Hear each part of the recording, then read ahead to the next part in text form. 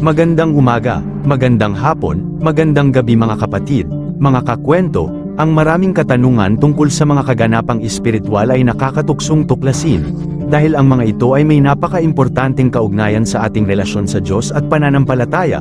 Sa video na ito alamin natin ang kasagutan sa nakakalitong doktrina ng Simbahang Katoliko tungkol sa hindi pag-aasawa ng mga pari. Ngunit bakit si Pedro na siyang unang Santo Papa ay may asawa pala? Kaya samahan niyo po akong alamin hanggang sa dulo ng video na ito, ang mga kadahilanan kung paano na si Pedro ay naging pari.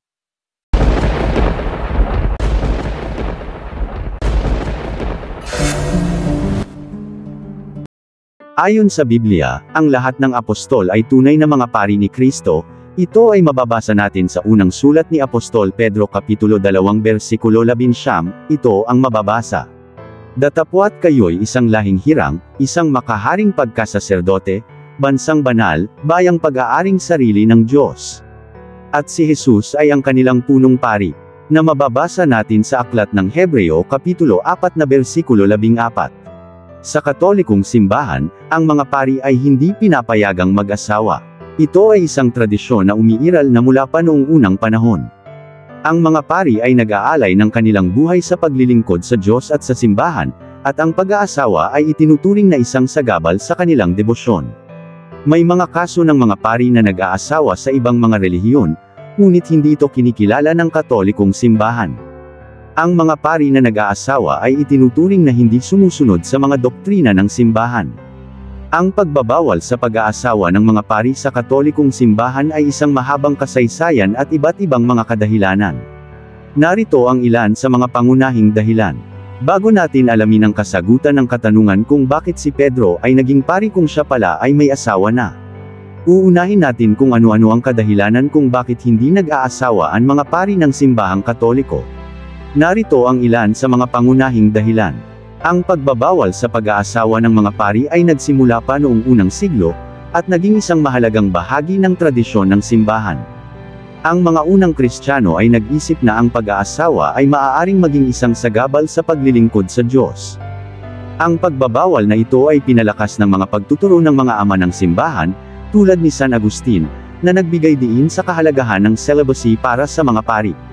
Ang simbahan ay naniniwala na ang celibacy ay isang simbolo ng pag-aalay sa Diyos at isang paraan ng pagpapakita ng pag-ibig sa Kanya. Ang mga pari ay itinuturing na mga asawa ng simbahan, at ang kanilang pag-aalay sa celibacy ay nagpapakita ng kanilang buong pag-ibig at debosyon sa simbahan. Ang celibacy ay itinuturing na isang espiritual na regalo na nagbibigay daan sa mga pari na mag-focus sa kanilang ministeryo at maglingkod sa mga tao nang walang ibang mga obligasyon. Ang pagbabawal sa pag-aasawa ay naglalayong maiwasan ang mga salungatan ng interes at mga personal na obligasyon na maaaring makaapekto sa ministeryo ng mga pari. Ang celibacy ay nagbibigay daan sa mga pari na maglakbay at maglingkod sa iba't ibang mga lugar nang walang mga pangako sa pamilya. Kaya ang pagbabawal sa pag-aasawa ng mga pari ay isang paksa ng matinding debate sa loob at labas ng simbahan. Tulad na lamang ni Apostol Pedro, na naging kontrobersyal. Dahil ayon sa Biblia siya ay may biyenan kaya ito ay nagpapatunay na siya ay may asawa. Ngunit unang-una, hindi natin pwedeng suwiin ang kagustuhan ng Panginoong Hesus. Dahil hindi naman tayo ang pumili upang maging pari si Pedro kundi si Kristo.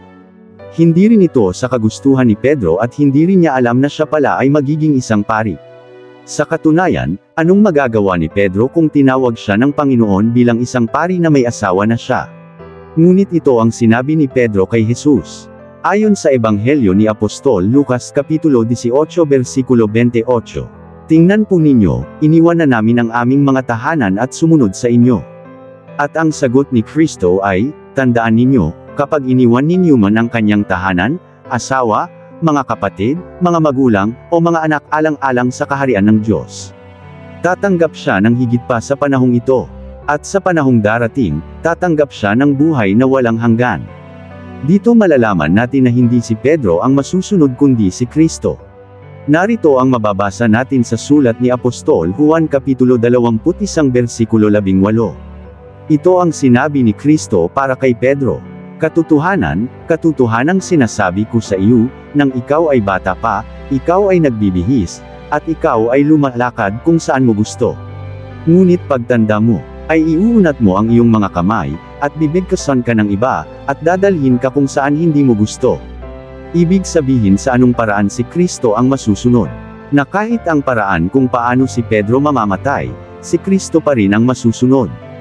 Kaya sa buhay natin, hindi natin dapat pangunahan ang Diyos, dahil siya lang ang nakakaalam kung ano ang nararapat sa atin. Sana po kahit kunti may natuklasan tayong katotohanan sa video na ito. Maraming salamat sa inyong panunood, hanggang sa susunod.